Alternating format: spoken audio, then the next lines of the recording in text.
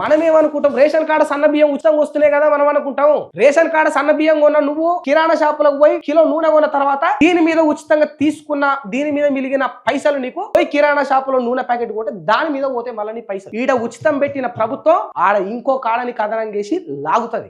ఇప్పుడు రేవంత్ రెడ్డి గారు పోతే 6 కిలోల సన్న బియ్యం ఆగిపోతాయా అనే దాంట్లో మరి 6 కిలోల సన్న బియ్యం మీద అయ్యే ఖర్చును రాష్ట్ర ప్రభుత్వం ఎట్లా భరిస్తుంది? రేవంత్ రెడ్డి గారి జేబులోంచి తీస్తా? రేవంత్ రెడ్డి గారి జేబులోంచి అడుగుతా? రైతాంగ శాఖ మంత్రి అయిన తుమ్మల నాగేశ్వరి స్పెషల్ గా పంట పండించాడు తెస్తాడా? తేడు. నూనె మీద రేటు పెంచుతారు.